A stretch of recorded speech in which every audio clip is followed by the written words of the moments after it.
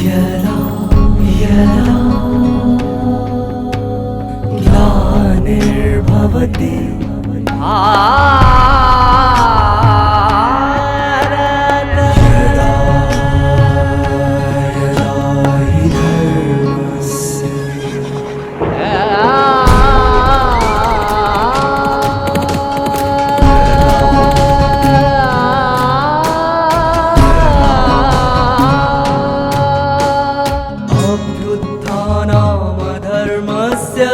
तदात्मानां सृजाम्यहं परित्राणाय साधूनां विनाशाय च दुष्कृतां विनाशाय धर्म संस्थापनार्थाय संभवामि युगे युगे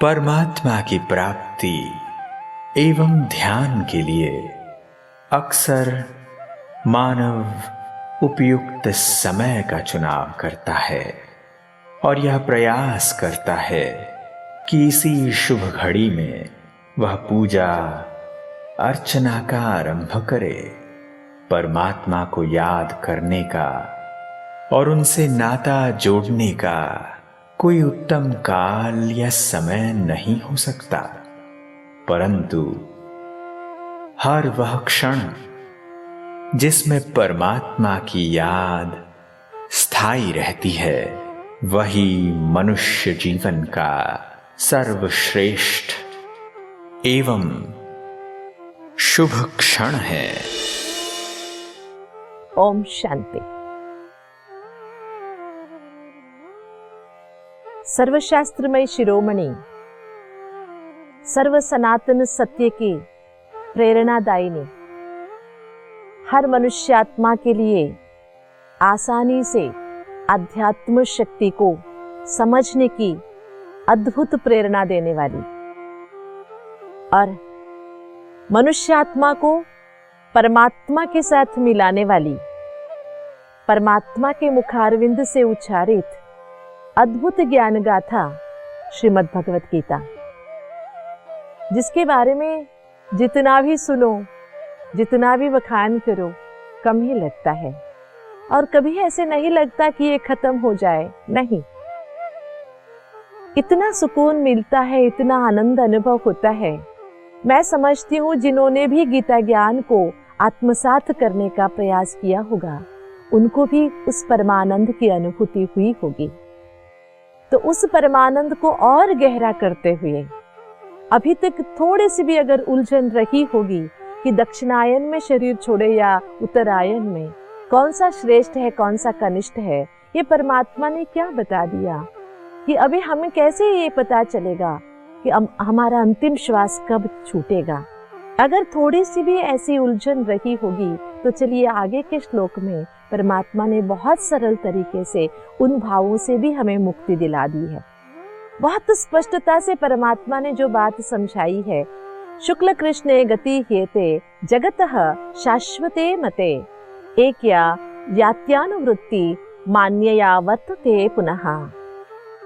ये जगत का नियम है, कृष्ण पक्ष और शुक्ल पक्ष ये शाश्वत रूप से जगत में चला आता है, एक के बाद एक शुक्ल पक्ष में जाता है, फिर कृष्ण पक्ष में आता है, एक परमात्मा के पास पहुंचता है, फिर आके पुनर्जन्म लेता है। ये गतिशील जगत का एक सूचक है, ऐसे परमात्मा ने बता दिया। और आगे चलकर और एक श्लोक में जो बहुत सुंदर स्पष्टता होने वाली है वो ये है कि नैते श्रुति पार्थ जनान योगी मुह्यति कश्चन तस्मात् सर्वेषु कालेषु योग युक्तो भवार्जुन। पहले क्या कहा था? जब दक्षिणायन और उत्तरायण की स्पष्टता के पूर्व परमात्मा ने एक श्लोक में स्पष्टता की थी कि मैं काल बताऊंगा कब, कैसे और किस विधि से परमात्मा के पास जाना है। थोड़ा सा लगता होगा कि ये क्या बातें हैं, लेकिन अभी भगवान ने बहुत अच्छी तरह से ये स्पष्ट कर दिया। नैते न इते श्रुति पार्थ जन अनन्य योगी मुह्यति कश्चन।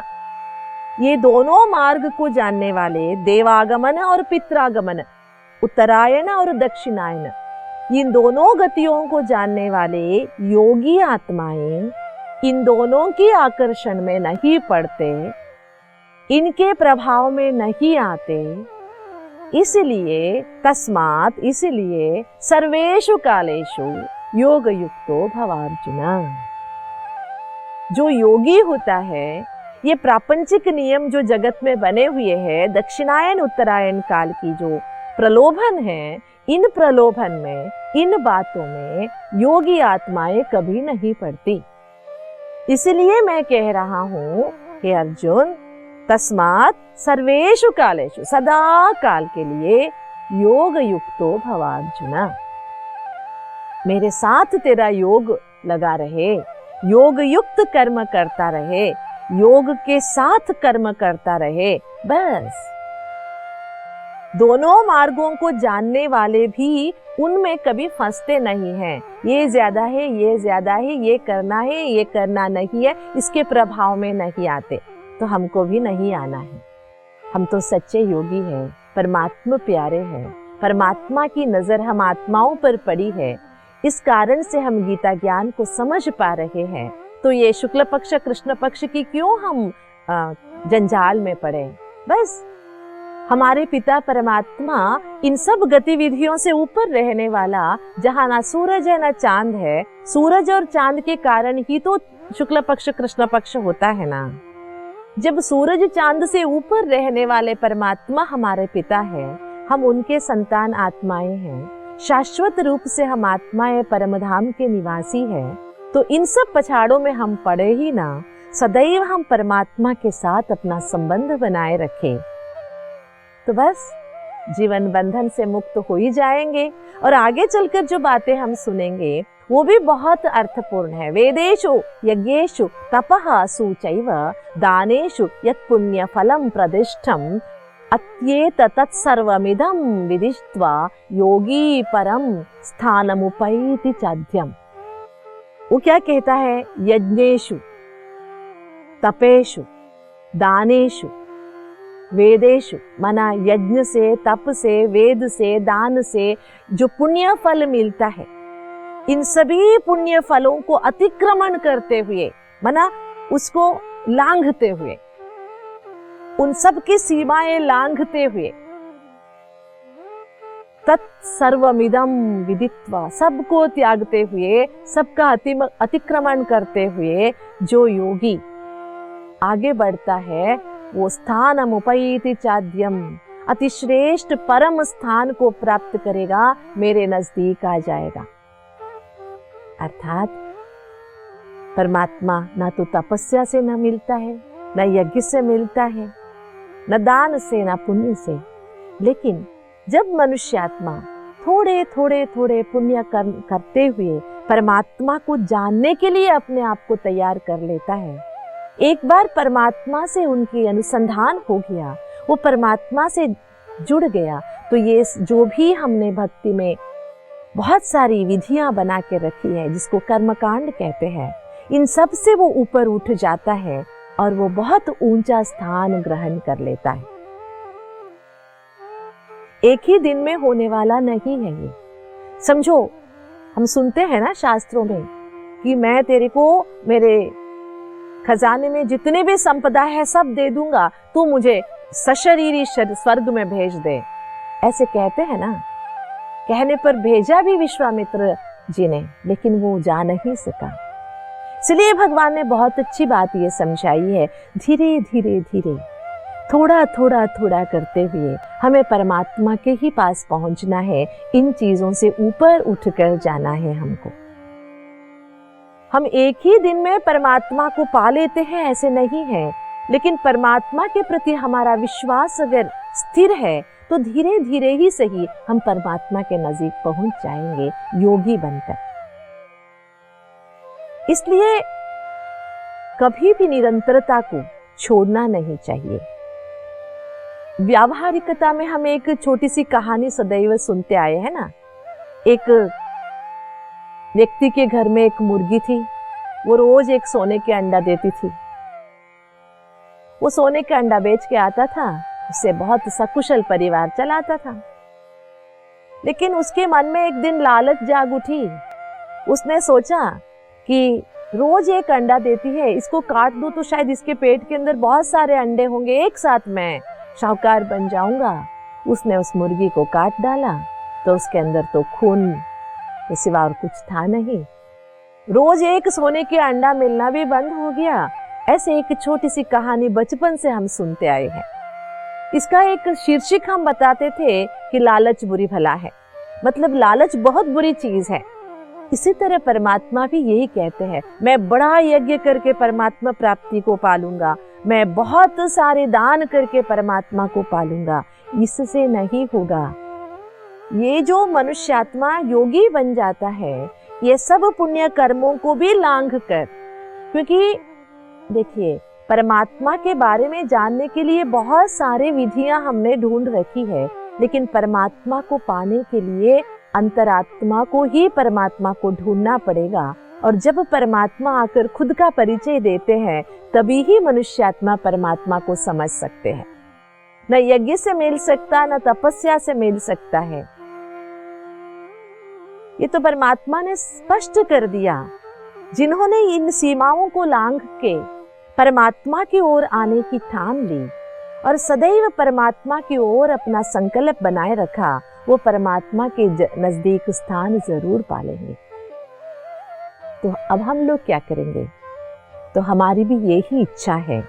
जन्म जन्मांतर हमने दान पुण्य तप सब किया, उसी के फलस्वरूप हमें परमात्मा को जानने की इच्छा जागृत हुई और परमात्मा को जानने के लिए हम सफल भी हुए।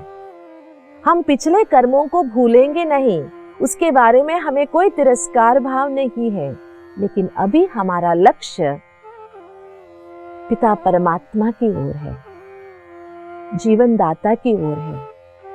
हमें इन चीजों में फंसना नहीं है। ये भी सोने की ही जंजीरें हैं। इनसे भी ऊपर उठकर हमें परमात्मा प्रभु प्राप्ति की ओर अपने आप को बढ़ाना है, कदम बढ़ाना है। उसके लिए कोई काल सुनिश्चित नहीं होता है। बस अब से शुरू करेंगे तो अभी वो सुवर्णमय काल होगा, और जब से हम शुरू करते हैं वो ही हमारे लिए पुण्यप्रद होगा। इसलिए हम परमात्मा को समझने का ये जो गीता ज्ञान के जरिए हम समझते जा रहे हैं, इसको हम और आगे बढ़ाते जाएंगे और अपने आप को परमात्मा के संतान मानते हुए हर रोज परमात्मा का धन्यवाद करेंगे ना, कि परमात्मा की ताकत जो हमारे अंदर भरी हुई है, हम परमात्मा बीज स्वरूप से जुड़े हुए हैं। हम भी परमात्मा की वैसे ही शक्तिशाली स्वरूप में थे। जन्म मरण के चक्कर में आकर हमने अपने स्वरूप नाश कर लिया। जन्म मरण के चक्कर में आकर हमने अपना सुख खो लिया। अभी दुख समाये हुए है अंतरात्मा में। उस दुख का नाश करने के लिए सुख सागर को दिल में बसाना है। सुख सागर जब दिल में बस जाएगा स्मृति के रूप में, वहां दुख के लिए जगह होगा ही नहीं। हम आत्मा योगी बन जाएंगे। भगवान ने संन्यास करने को नहीं कहा है, लेकिन योगी बनने को कहा है। योगी कर्मयोगी होता है। जो भी कर्म हम कर रहे हैं उसे परमात्मा अर्पण करते हुए, फल की इच्छा ना रखते हुए, फल के प्रभाव में न आते हुए और आगे बढ़ते जाएंगे। प्राप्ति तो हो ही जाएगी, क्योंकि कोई मनुष्यात्मा निस्वार्थी निष्कामी नहीं हो सकता है। कर्म और कर्म फल के बंधन में हर कोई बंधा हुआ है। तो चलिए अपने आप से बातें करेंगे, अपने पिता परमात्मा को अपने अंतःचक्षु से देखेंगे, ज्ञान चक्षु से देखेंगे, और जो भी भ्रम मन में भरे हुए थे उन सब भ्रम को त्याग कर ब्रह्म स्वरूप का अनुभव करेंगे। आत्मा भी तो ब्रह्म स्वरूप है, पर ब्रह्म परमात्मा की संतान है। इसकी अनुभूति करना बहुत जरूरी है। पढ़े बहुत, सुने बहुत, कथन बहुत किए, सुनाए बहुत, लेकिन अनुभव क्या किया? आखिर में रहेगा तो अनुभव ही ना। अनुभव ही वो ताकत है जो हमें परमात्मा से मिलाता है। जो मनुष्य अनुभवी हो जाता है उसे कोई भी चीज धोखा नहीं दे सकती है। इसलिए हमें अनुभवी बनना है। अनुभवी बनने के लिए परमात्मा के दिखाए हुए मार्ग पे ही हमें चलना है। अपना कोई नया मार्ग खोजना नहीं है, बनाना नहीं है। परमात्मा के श्रीमत में अपने मन मर्जी को या मन मत को मिलाना नहीं है। इससे परमात्मा के श्रीमत की ताकत कम हो जाएगी, जिसके फलस्वरूप अनुभव भी कम हो जाएगा। जब तक अनुभूति का रस नहीं अनुभव होगा, उसका रसास्वादन नहीं करेंगे, तब तक हमें परमात्मा प्राप्ति की एहसास नहीं होगी। जब तक एहसास नहीं है तो विश्वास नहीं होगा। विश्वास नहीं है तो हमारा जीवन सफल कैसे होगा? तो इसी कड़ी को आगे बढ़ाने के लिए हम परमात्मा के इस भाव तस्मात् सर्वेषु कालेषु योग युक्त भवार्जुना, हे अर्जुन बनेंगे, लक्ष्य पे ही दृष्टि को रखेंगे और कुछ नहीं दिखाई दे। दिखाई तो बहुत कुछ देगा, लेकिन मुझे क्या देखना है? लक्ष्य के ऊपर ही केंद्रीकृत करना है अपने आप को। योग युक्त बनना है। कितनी अच्छी बात है। युक्त युक्त बनना है, बुद्धि युक्त बनना है, योग युक्त बनना है। इसी योग युक्तता के आधार से योगेश्वर परमात्मा की अनुभूति हम कर सकते हैं। ये जो अध्याय के बारे में हम सुन रहे थे, इस अध्याय का नाम है अक्षर ब्रह्म योग। वैसे इस अध्याय के प्रारंभ में परमात्मा ने अक्षर ब्रह्म के बारे में बताई है, भगवानुवाच के रूप में हमने सुना है। लेकिन पूरे अध्याय में अक्षर ब्रह्म से ज्यादा मनुष्यात्मा परब्रह्म परमात्मा के साथ कैसे जुड़े रहने चाहिए और जुड़े रहते हुए अपने जाने की तैयारी या अंतमति की तैयारी कैसे करनी चाहिए, यही बातें बताई है। एक बहुत सुंदर रचना वेदव्यास जी ने जो की, पहले अध्याय में जो अर्जुन के विषाद योग में अर्जुन ने जो प्रश्न पूछा, उसका जवाब कहाँ भी सीधा सीधा वेदव्यास जी ने नहीं दिखा।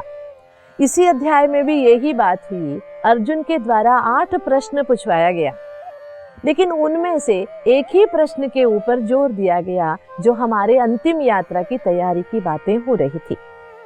तो अंतिम यात्रा कैसे होनी चाहिए?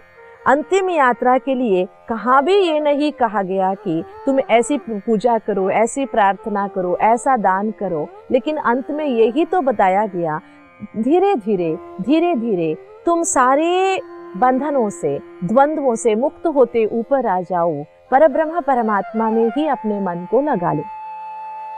एक ही बार हमारे से नहीं हो सकता है, ऐसे डर के बहुत सारे लोग साधना ही नहीं करते। अगर हम कदम बाहर ही नहीं रखेंगे तो चलना कैसे सीखेंगे? छोटे ही कदम सही, लेकिन रखेंगे तो जरूर ना। धीरे धीरे ही सही, चलना तो शुरू करेंगे। धीरे धीरे चलते चलते ही तो लक्ष्य की ओर हम बढ़ सकेंगे। ऐसे ही एक छोटी सी बात याद आती है। एक छोटा सा बच्चा एक दुकान में आ पहुंचता है, रोज आता है। वो दुकानदार उस बच्चे से बहुत प्यार करता है। वो बहुत प्यारा सा बच्चा है, बहुत अच्छी अच्छी बातें करता है, बहुत प्यारी प्यारी बातें करता है।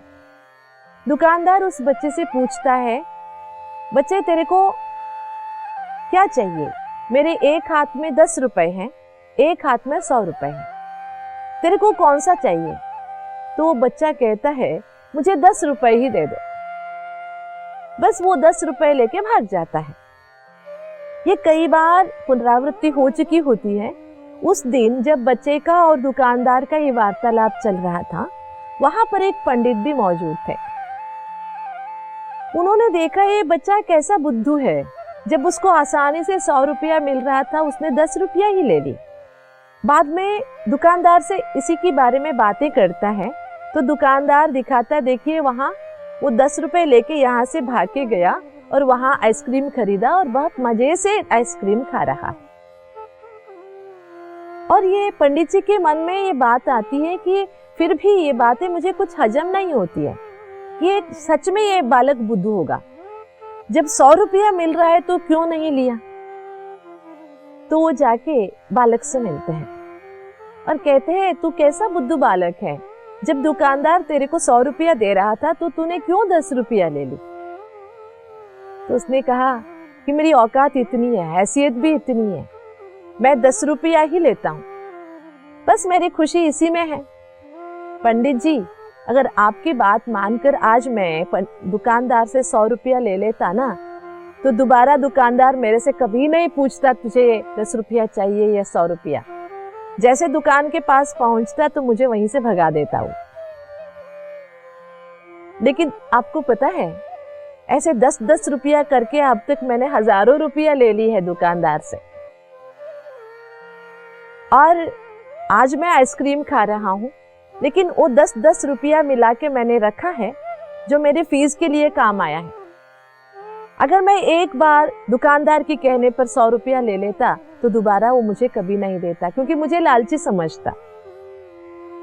और मेरा लक्ष्य भी ऐसे ही है, छोटा छोटा थोड़ा थोड़ा करते मैं बड़ा बनना चाहता हूँ। एकदम बड़ा बनना नहीं चाहता हूँ, दुनिया की सारी अनुभूतियां करते हुए मैं बड़ा बनना चाहता हूँ, ये मेरा लक्ष्य है।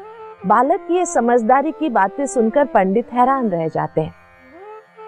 एक छोटी सी घटना है, तो हम और आप इस घटना से क्या समझेंगे कि दुनिया में ऐसे बहुत सारे राज महाराजाएं होके गए, तपस्वी होके गए, जिन्होंने बहुत हठ से तपस्या की। ऐसे शास्त्र कहते हैं, एक पैर पर खड़े रह के तपस्या की, किसी ने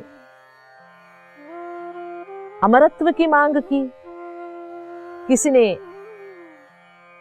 सशरीर स्वर्ग जाने की बातें की।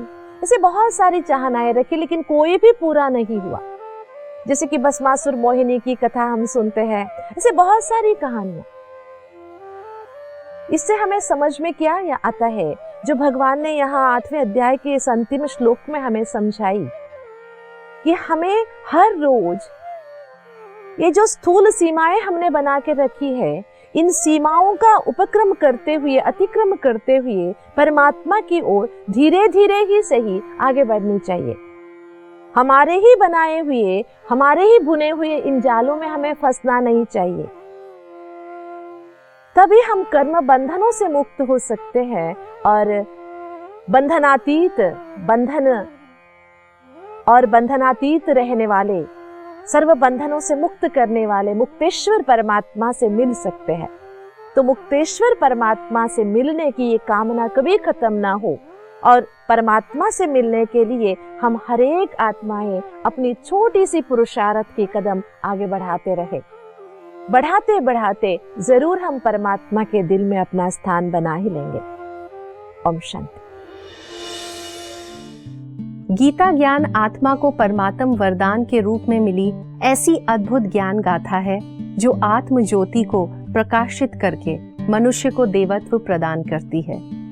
शास्त्रों में शरीर त्यागने का उत्तम काल एवं समय चिन्हित है। कई संत महापुरुषों की मान्यता है कि उत्तरायण काल में अगर प्राण छूटे तो देवगमन अर्थात परमात्म प्राप्ति होती है, परंतु यदि दक्षिणायन में देह छूटे तो आत्मा पितृगमन में फंस जाती है।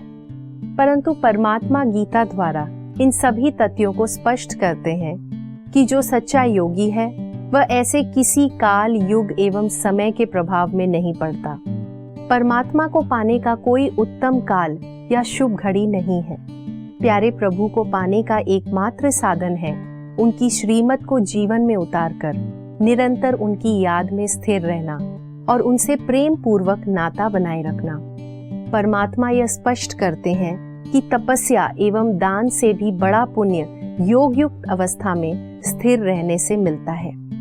तो चलिए परमात्म स्मृति की लौ निरंतर अपने मन मंदिर में जागृत रखें और परमात्म प्यार एवं साथ की अलौकिक रोशनी से जीवन को प्रकाशित करें।